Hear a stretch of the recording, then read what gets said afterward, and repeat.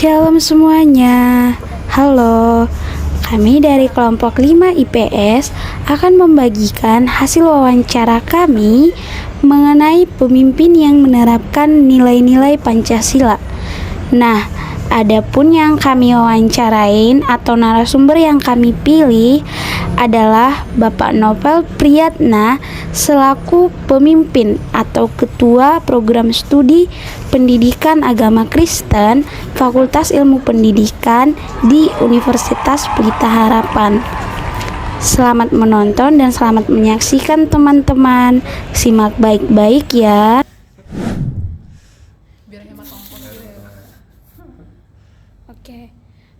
Untuk pertanyaan sebelumnya ada 11 pertanyaan, Pak. Jadi pertanyaan nomor 1 itu, kalau kita dengar nih namanya Prodi PAK itu, kita tahu ini mengarahkan ke calon-calon guru Kristen sejati. Nah, dari berbagai pengalaman yang Bapak sudah rasakan, kami percaya Bapak sudah pasti menempatkan Tuhan itu nomor 1 dalam hidup Bapak. Lalu, bagaimana cara Bapak mendidik anak-anak di bawah prodi ini untuk menempatkan Tuhan dalam hidup mereka, dan seberapa penting menurut Bapak mereka harus punya hal tersebut di dalam hidup mereka? Oh, anak-anak ini anak PAK ya? Iya, Pak. Oh, saya pikir anak saya. Ya, nomor 1 adalah seperti yang kita sudah pelajari di kelas, bahwa apa yang kita lakukan berasal dari apa yang kita pikirkan. Kok saya jadi ngajar ya? Saya diwawancara. Apa yang kita lakukan berasal dari apa yang kita pikirkan, dan yang kita pikirkan berasal dari apa yang kita yakini. Believe, think, do. Berarti fokusnya bukan kepada doing, fokusnya kepada being. Being ini artinya apa yang mereka yakini tentang diri mereka. Pada saat apa yang mereka yakini tentang diri mereka itu harus berkaitan dengan apa yang mereka yakini tentang Tuhan mereka. Nah, jadi oleh karena itu belief-nya dulu nih, belief sistemnya dulu nih yang perlu diperbaiki, gitu kan. Tapi kan memperbaiki belief system itu bukan hanya melalui pengajaran, tapi belief system itu juga bisa melalui relasi, gitu kan. Nah, jadi selain melalui pengajaran yang dilakukan oleh para dosen-dosen di bawah PAK, maka secara relasional pun ya kami harus menunjukkan apa yang menjadi core belief kita, apa yang menjadi keyakinan kita, supaya mahasiswa tidak melihat bahwa apa yang dikatakan berbeda dengan apa yang dilakukan, apa yang diyakini berbeda dengan apa yang terjadi di lapangan. Meskipun tentu tidak sempurna, banyak kesalahan, tapi prinsipnya di situ. Terima kasih, Pak. Oh ya, juga mohon maaf sebelumnya, Bapak sudah berapa lama jadi Kaprodi PAK? Kalau jadi Kapolri PAK belum 1 tahun, ya 1 tahun lah anggaplah ini ya. Oke. Oke, kita lanjut ya, Pak. Untuk soal nomor 2 itu, Bapak tentunya punya rencana yang lebih baik untuk Prodi PAK sendiri. Nah, untuk mencapai rencana itu, walaupun masih belum terlalu lama nih, tadi Bapak bilang sebagai Kaprodi, sejauh ini apa tantangan Bapak yang hadapi dalam memegang jabatan sebagai Kaprodi PAK? Tantangan ya. Yang pertama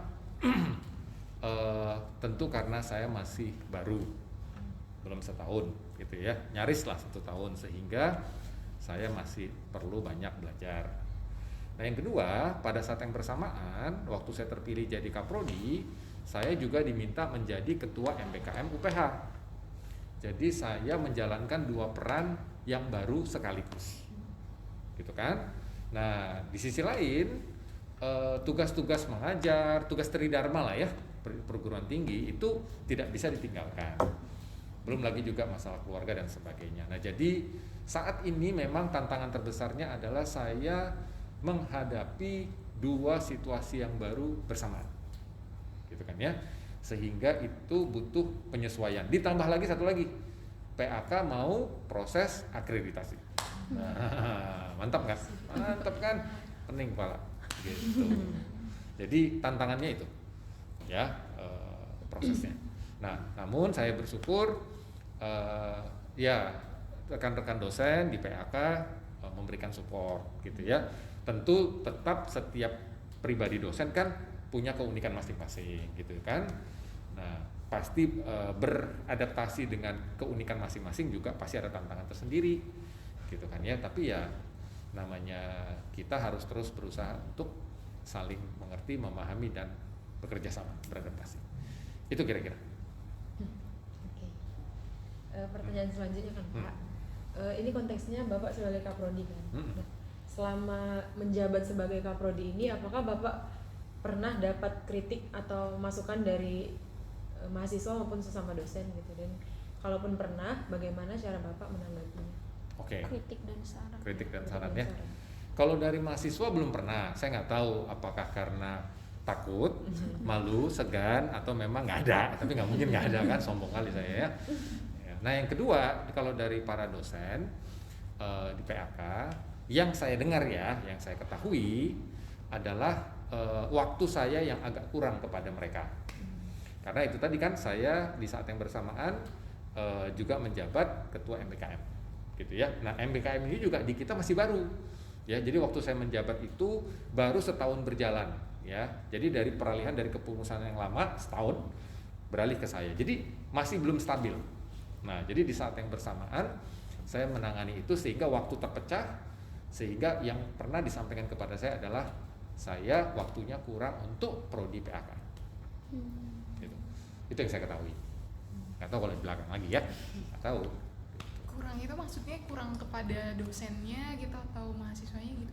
Kepada dosennya. Misalnya kan kita kan ada meeting setiap 1 bulan tuh minimal sekali jadwal meeting reguler. Nah itu kadang-kadang jadi nggak meeting gitu loh, gitu kan, karena saya fokus ke yang lain. Itu sih. Cara Bapak merespon itu gimana Pak? Cara Waktu meresponi. dosennya bilang Oh, satu lagi yang dikritik.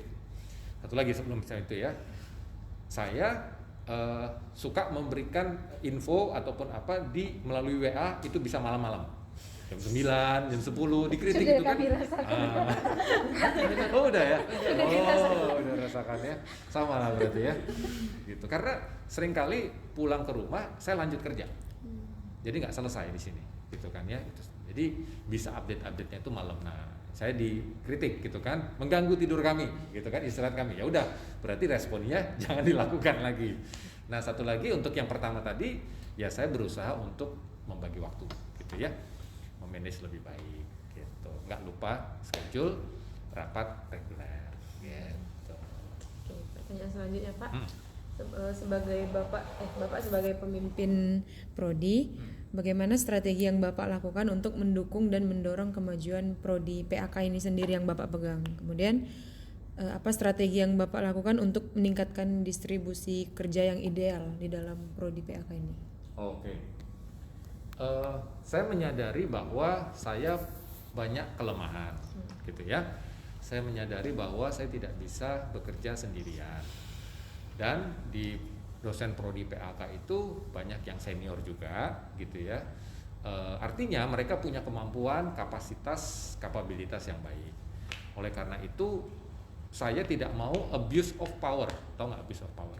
Gitu ya, mentang-mentang saya ini ketua harus ikutin semua ini, enggak, gitu ya. Artinya saya sangat mengedepankan yang namanya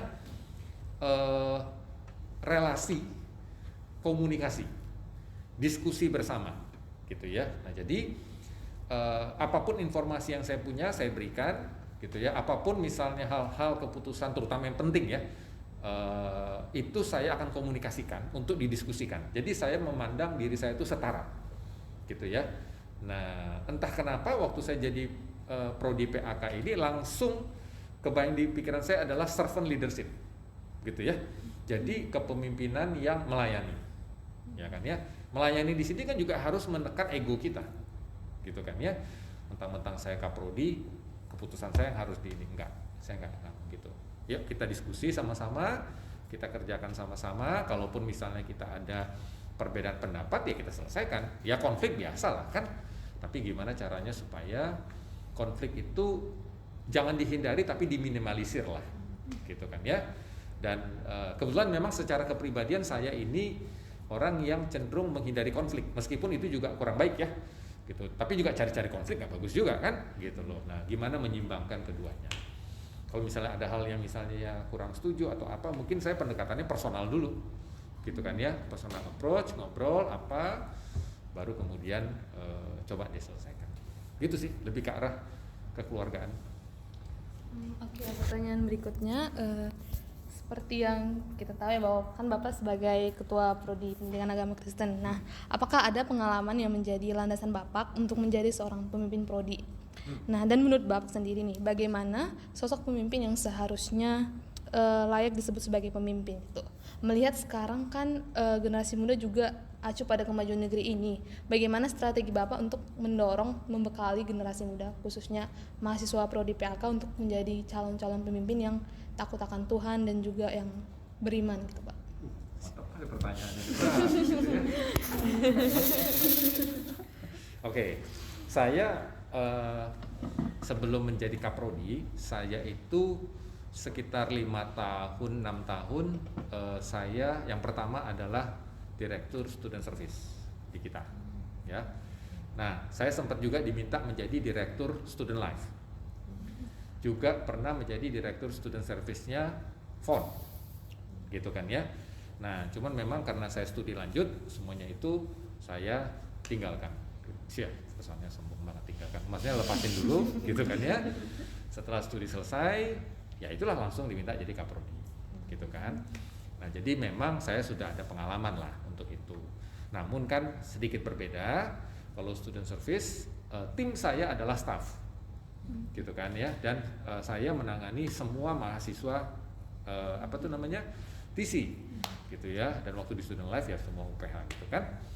Nah, kalau di PAK saya menghadapi dosen, gitu kan ya. Dan mahasiswa saya lebih kecil. Nah, tapi tentu menghadapi tipe peran gitu ya, peran staff dengan peran dosen itu berbeda. Kalau peran staff itu adalah mereka tanda kutip ya, saya bukannya mau sok bos, enggak, mereka bawahan saya, gitu kan. Jadi struktur organisasinya itu jelas, ya, komandonya lebih enak, gitu kan ya. Nah, kalau dosen ini saya lebih ke arah hanya ini ya, Kaprodi ini kayak memanage, gitu ya. Artinya lebih setara, gitu, lebih setara. Meskipun secara struktur saya di atas, gitu. Tapi tipenya bukan tipe komando seperti waktu saya di student service. Nah, kedua ini tentu perlu digabungkan. Sebetulnya secara prinsip waktu saya di student service juga sama. Artinya saya banyak menekankan dialog, diskusi, gitu kan ya, relasi dan secara prinsip sama. Nah, tapi sedikit strukturnya berbeda. Nah, kalau gitu terus apa tadi sedikit lagi? Bagaimana menurut Bapak sosok pemimpin yang sebenarnya seharusnya? Sosok pemimpin ya. Mungkin bisa disingkat 3S kali.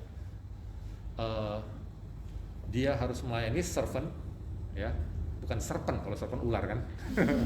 Servant, shepherd, apa itu? Menggembalakan. Terus satu lagi steward. Steward itu apa? Menata yang layani, memanage, gitu kan ya. Nah, jadi kita tentu harus punya hati yang melayani dulu, ya kan ya. Nah, dengan hati yang melayani, kita tahu bahwa kita ini hanyalah hamba.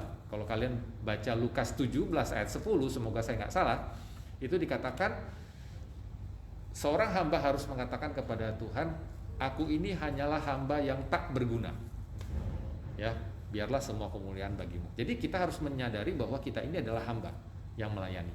Itu harus kita pegang, ya kan. Terus kemudian juga mengembalakan kan, gitu ya. Dalam hal ini peran guru di dosen di TC atau juga pemimpin bukan hanya mengajar, pemimpin bukan hanya memimpin tapi juga mengembalakan, gitu ya. Nah, jadi harus ada, yaitu tadi diskusi, relasi buat saya adalah bagian dari pengembalaan, gitu ya. Dan sebagainya. Kemudian fungsi organisatoris yaitu stewardship tadi, steward, gitu ya.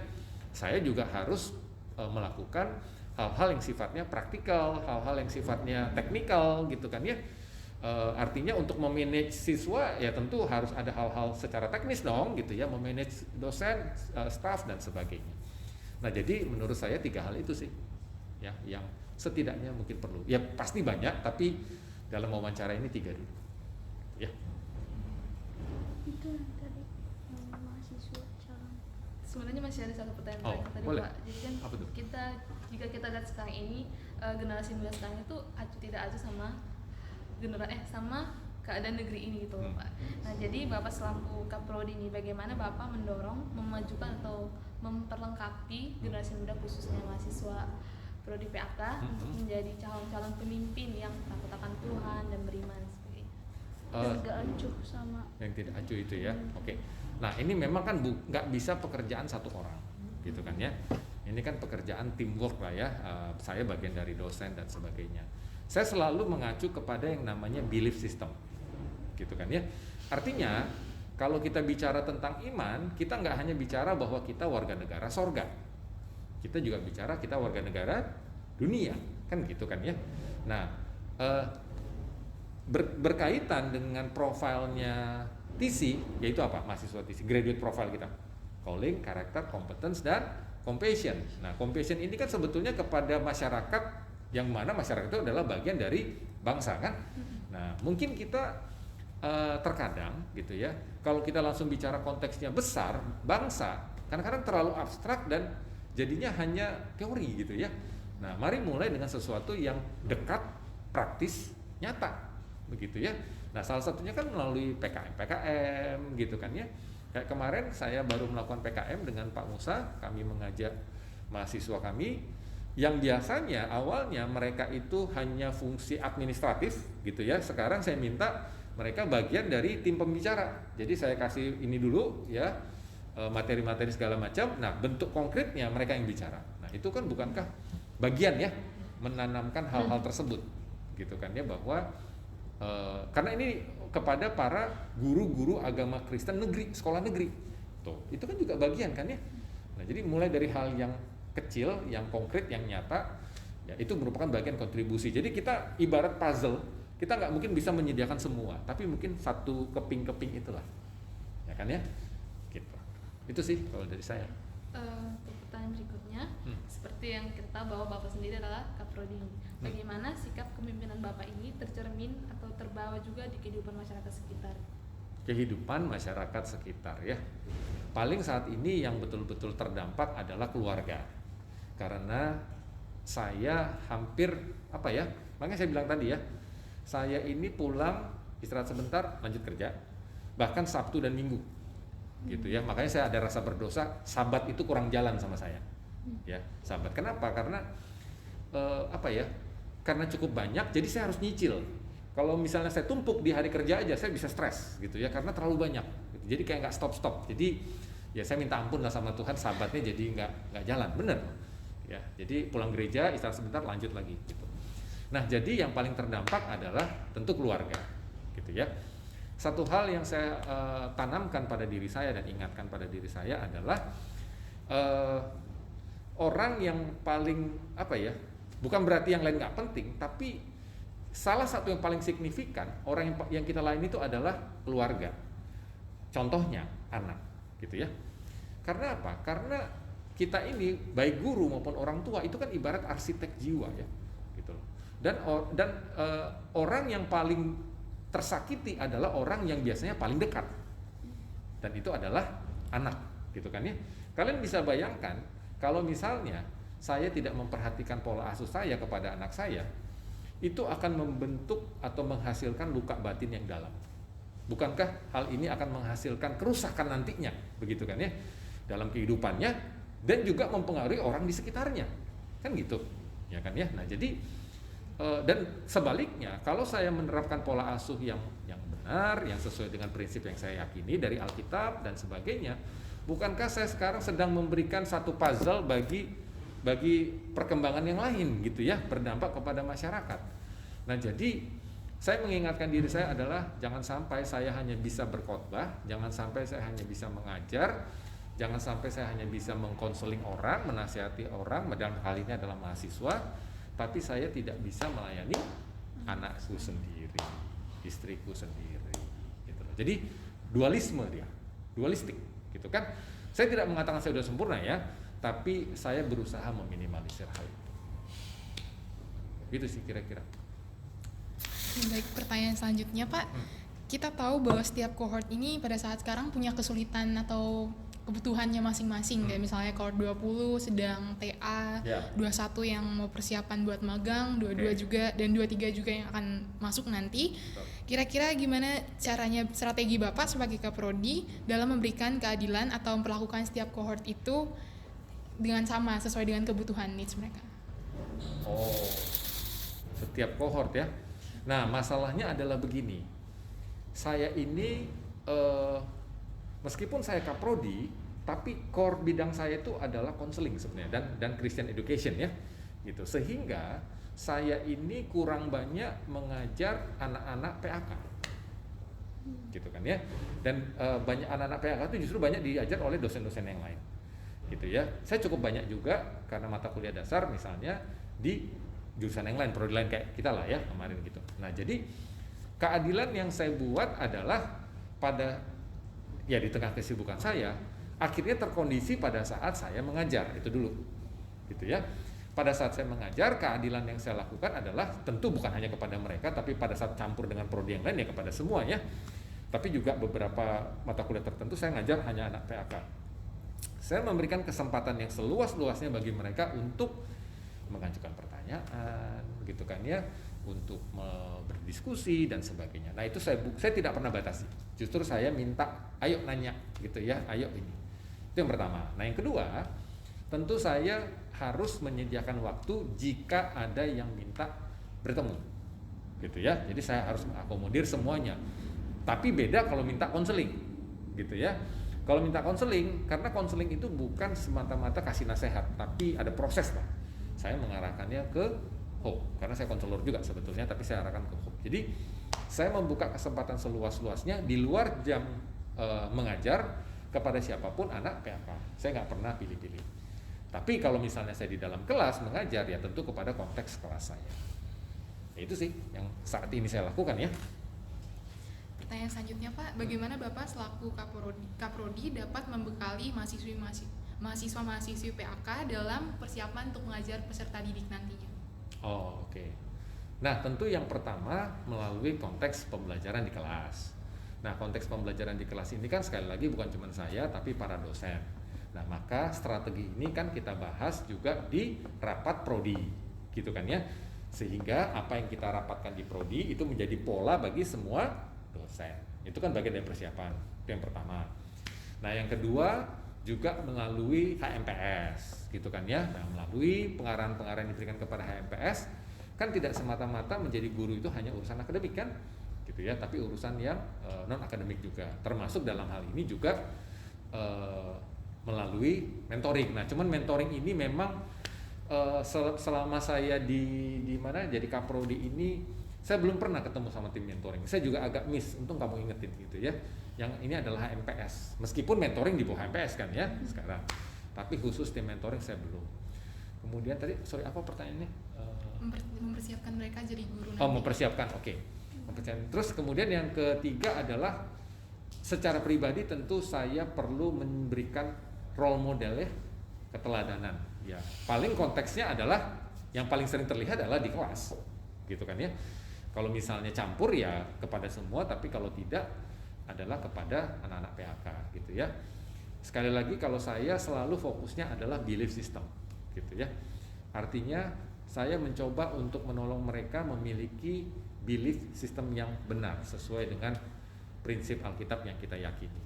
Nah, untuk supaya ini bisa terinternalisasi dalam diri mereka, itu tadi ya, saya tidak hanya satu arah, tapi saya secara berintensional memberikan kesempatan untuk dua arah, supaya mereka bisa berdiskusi, menyatakan pendapat, dan sebagainya. Kira-kira itu sih yang sejauh ini saya lakukan ya. Untuk pertanyaan selanjutnya Pak, bekal apa atau hal apa yang Bapak berikan sebagai Kaprodi kepada mahasiswi atau mahasiswa PAK dalam menghadapi orang tua peserta didiknya nanti? Oh, oke. Orang tua peserta. Nah, ini memang terkondisi pada saat saya mengajar mata kuliah konseling Kristen, gitu ya. kan para guru ini juga diharapkan, meskipun mungkin tidak selalu demikian, tapi mereka juga adalah konselor ya. Dan sebagai guru dan sebagai konselor, mereka pasti akan menghadapi para orang tua, gitu ya, dengan segala macam agendanya, dengan segala macam perilakunya, begitu kan ya. Nah tentu sekali lagi saya selalu menekankan akan belief system. Artinya apa sih yang mereka yakini tentang diri mereka, gitu ya. Kalau mereka sudah melihat diri mereka sebagai tidak berharga, atau merasa lebih rendah, atau merasa hal-hal negatif lainnya, maka itu akan tercermin dari apa yang mereka lakukan kan pada saat menghadapi orang tua dan sebagainya. Tentu bukan berarti jadi over confidence gitu ya. Nah, namun belief sistemnya dulu nih yang kita perlu perbaiki. Nah, tentu yang kedua selain belief system adalah menyangkut skill dalam hal berbicara, ya, body language, gitu kan ya, gitu loh. Artinya hal-hal yang sifatnya etika, begitu kan ya. Meskipun tentu tidak secara spesifik karena dalam pelajaran saya kan tentu nggak hanya bicara tentang orang tua ya, tapi itu salah satu bagiannya. Ya, kesempatan saya ya di situ sih, gitu ya, memberikannya. Gitu. Sebagai kaprodi yang mengajar prodi lain juga, bagaimana cara Bapak agar tetap bersikap objektif kepada seluruh mahasiswa tanpa membeda-bedakan antar prodi? Ya, tentu itu dari belief system sendiri ya. Mestinya tadi saya katakan kan perannya 3S ya, servant, shepherd, steward, gitu kan ya. Nah, pada saat apalagi ya, ini juga tertolong oleh posisi saya sebagai direktur student service sebelumnya yang memang menghadapi semua mahasiswa, gitu kan. Jadi saya sudah terbiasa menghadapi semua mahasiswa. Jadi pikiran untuk membeda-bedakan itu enggak ada sejauh ini, gitu ya. Jadi ya semua mahasiswa adalah mahasiswa saya, karena yang Tuhan tuntut dari saya kan bukan mahasiswa PAK kan, tapi setiap pribadi yang Tuhan percayakan kepada saya, gitu. Ya gitu sih kalau saya ya. Oke, yang terakhir Pak. Ya. Seperti yang kita ketahui nih kan Pak, mahasiswi PAK ini kan memiliki latar belakang yang berbeda. Contohnya itu dari suku, bahasa, cara pandang, sampai kebudayaannya sendiri. Yeah. Nah, bagaimana cara Bapak sendiri sebagai kaprodi menyatukan pemikiran agar dapat merelasikan visi misi prodi PAK? Oke. Nah, memang kan kesempatan kita untuk bertemu sama semuanya itu agak sulit ya. Biasanya itu kan pada konteks gathering misalnya ya. Nah, pada saat gathering itu, pada saat misalnya saya diminta untuk memimpin membawakan firman Tuhan, nah prinsip-prinsip kebenaran itu meskipun mungkin secara langsung maupun tidak langsung ya, tapi itu kan membentuk belief system ya, bahwa sikap kita sebagai anak Tuhan itu seperti apa, termasuk juga dalam mereka memperlakukan atau berelasi dengan sesamanya, gitu ya, dengan teman-teman yang lain. Itu yang pertama. Yang kedua adalah saya adalah DPA, begitu ya. Di kelompok saya dari Aceh sampai Papua itu ada, begitu kan ya. Nah, kan terlihat ya bagaimana kita memperlakukan mereka, kan gitu ya. Apakah saya hanya suka berbicara dengan satu orang, gitu kan ya? Itu kan terasa kan, benar nggak? Kalian kan merasa kalau misalnya orang, teman atau dosen begitu kan hanya satu atau hanya sekelilingnya, sedangkan ini dicuekin, kan terasa kan. Nah, menurut saya gitu ya, saya nggak pernah membeda-bedakan dan selalu saya memberikan ruang kesempatan untuk masing-masing speak up, gitu kan ya. Dan kalaupun misalnya ada sesuatu yang saya berikan, entah itu makanan atau apapun, ya semuanya juga sama, nggak ada perbedaan. Jadi dari hal-hal yang praktikal seperti itu kan mereka bisa membaca pesannya kan, bahwa saya nggak membeda-bedakan, dan terbukti siapapun dari mereka yang minta ketemu dengan saya selalu akomodir, begitu ya. Nggak pernah saya kamu bisa dan cenderung bisa dan yang lain ini cenderung untuk ditolak, enggak begitu.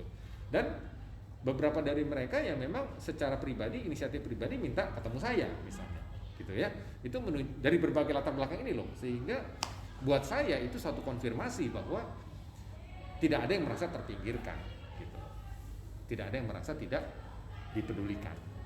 Menurut saya ya nanti kalian coba cek aja sama anak DPA saya, bener nggak yang saya omongin gitu. Ya Ini di luar pertanyaan sih sebenarnya Pak. boleh. Kan jumlahnya anak PAK sama IPS itu sebenarnya nggak terlalu Ya, jauh beda. ya. Tapi kenapa DPA-nya ada 2 gitu Pak? Oh, yang untuk kohort 2002 Iya, ini. Oh. Jumlah dosennya lebih banyak PAK. Kenapa coba? Karena PAK mengajar MIT. Ya kan, kalau IPS kan ngajar IPS saja. Kami kan ngajar semua mahasiswa. Iya, karena Makanya teologi. lebih banyak. Gitu. Jadi butuhkan banyak dosen. Jadi dosennya terlebih. Kalau nggak 2 nanti dosennya ada yang nggak kerja, tanda kutip. Begitu kan? Jadi itu Pak. Kenapa kalau kalian kebanyakan ya? Jadi kurang seru ya. Kurang dapat kasih sayang ya. Terlantar kan. Terlantar. Aduh, kasihan. Saya juga waktu yang IPS kan sebelumnya saya IPS. Iya. Saya sendiri. Di PA 20 ya Pak? Ya, aduh. Gitu. Nggak berasa loh mereka ternyata udah mau TA aja sekarang. Waktu 2020 itu kan masih COVID.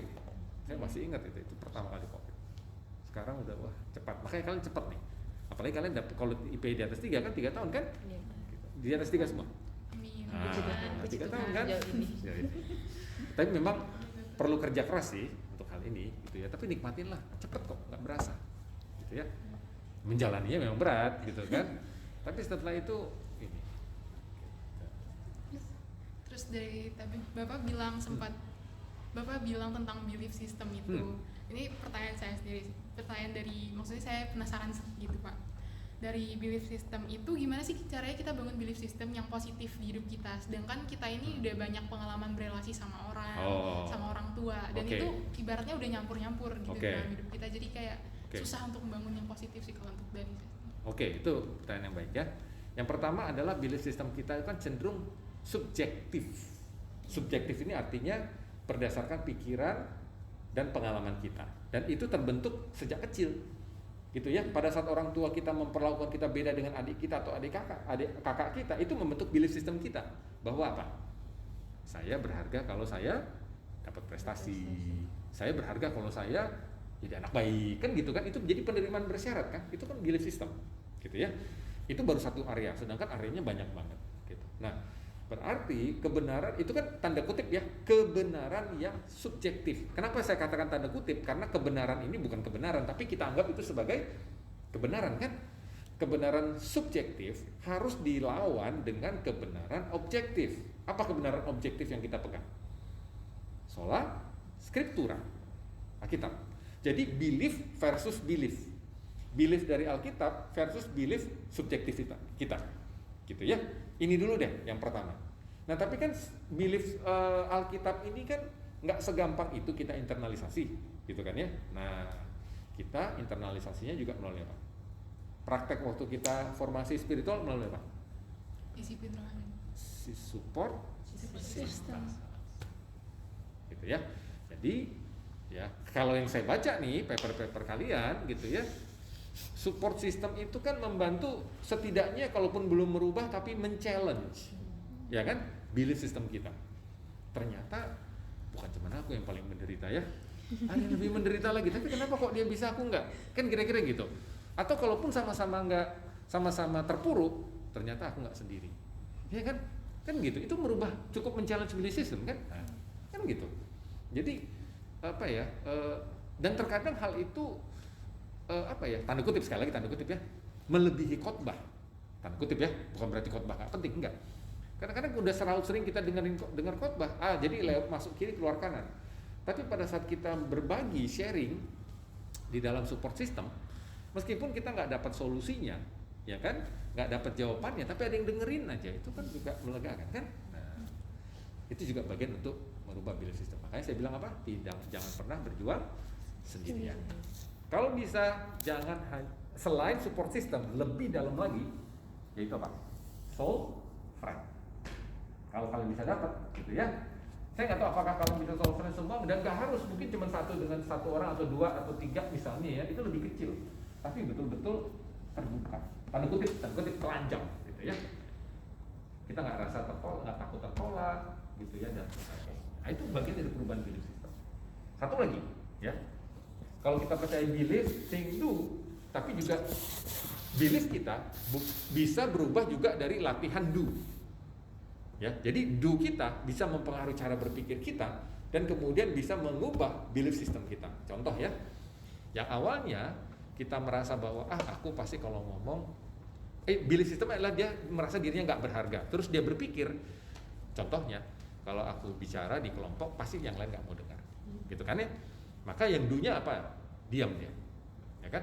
Nah, untuk merubah belief system selain dua tadi yang saya katakan, saya tambah satu lagi adalah mencoba breakthrough atau menerobos do-nya ini. Jadi kalau kamu mau berubah beliefnya, ya kamu sekarang harus coba dulu dari apa? Berani ngomong. Di situ kemudian kamu lihat, ternyata yang lain dengerin kok, gitu kan. Ternyata yang saya pikirkan salah ya. Mau mengubah nggak belief kita? Mulai mengubah, gitu ya. Ternyata nggak selalu seperti yang saya pikirkan atau yakin. Nah itu jadi bisa itu juga sih.